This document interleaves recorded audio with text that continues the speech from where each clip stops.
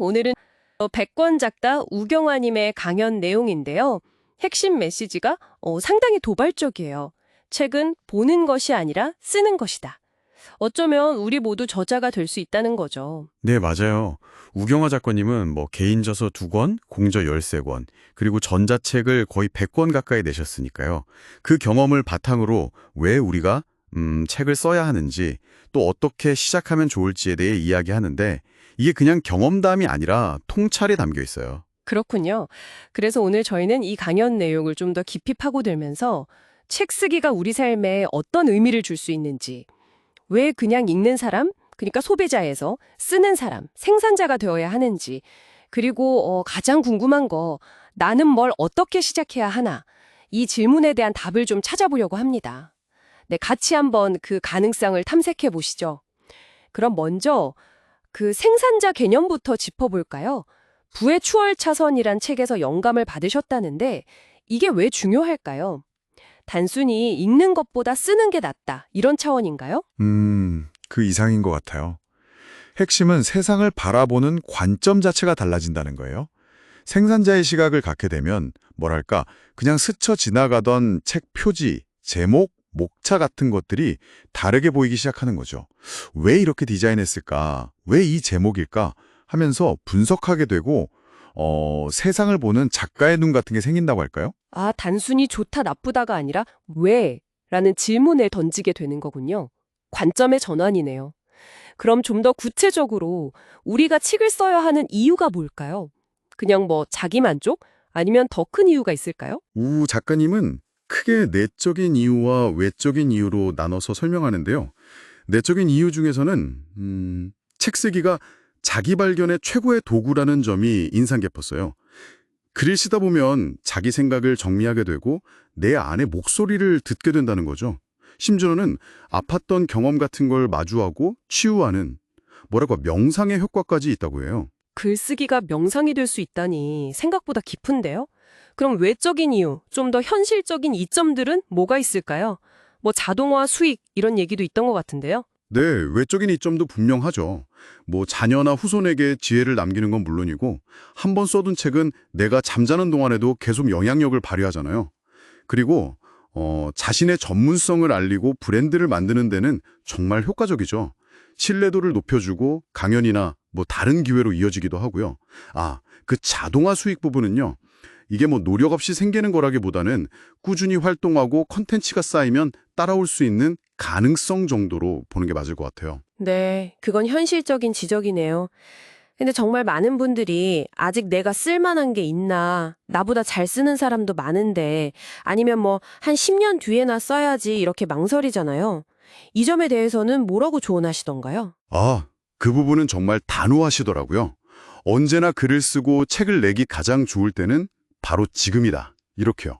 왜냐하면 10년 뒤에도 쓰기는 어렵고 그때 우리가 세상에 있을지 장담할 수도 없고 또 나보다 잘하는 사람은 언제나 있다는 거죠. 하하, 그렇죠. 핵심은 완벽해야만 쓸 수 있는 게 아니라는 거예요. 지금 내 수준에서도 내 경험과 지식이 필요한 사람은 분명히 있다는 거죠. 왕초보를 가르칠 수 있는 초보처럼요. 그러니까 지금의 내가 누군가에겐 꼭 필요한 조언을 해줄 수 있다, 이런 말씀이시군요. 그럼 무엇을 써야 할지 이게 또 막막할 수 있거든요. 소재는 어디서 찾죠? 그 답은 생각보다 가까이 있다고 해요. 바로 나의 이야기죠.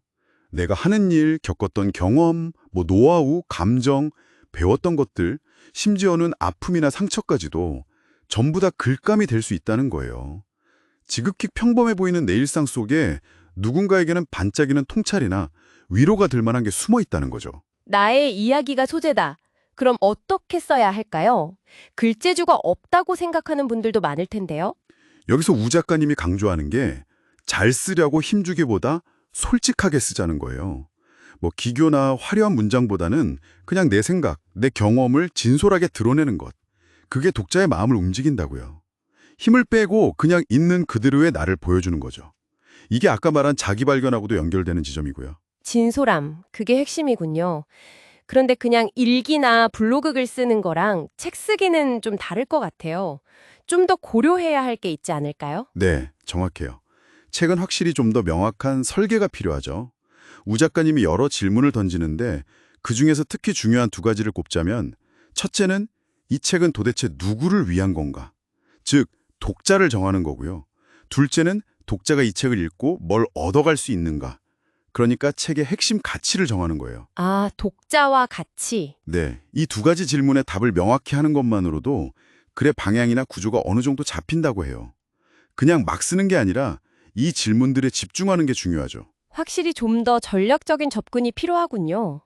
그렇게 해서 책을 딱 완성했을 때 구체적으로 어떤 좋은 점들이 있을까요? 다시 한번 정리해 주실 수 있나요? 네, 그럼요. 첫째는 뭐니 뭐니 해도 자신감, 성취감, 자부심이 엄청나게 올라가요. 이게 다른 일에도 긍정적인 영향을 주고요. 둘째는 주변 사람들이 나를 좀 다르게 봐요. 아, 이 분야에 대해서는 전문가구나 하고 인식이 바뀌는 거죠. 그렇죠. 셋째는 책 자체가 나 대신 24시간 일하는 홍보대사가 되어준다는 거. 내가 쉬고 있어도 책은 계속 누군가에게 읽히니까요. 그리고 마지막으로 아까 잠깐 얘기 나왔지만 인쇄 수입이나 강연 요청 같은 수익화의 가능성도 열리는 거고요. 네, 오늘 우경화 작가님 이야기를 쭉 들어보니까 책 쓰기는 단순히 글을 남기는 행위를 넘어서는 것 같아요. 나를 발견하고 성장시키고 또 세상과 소통하면서 영향력을 만들어가는 하나의 과정이라는 생각이 드네요.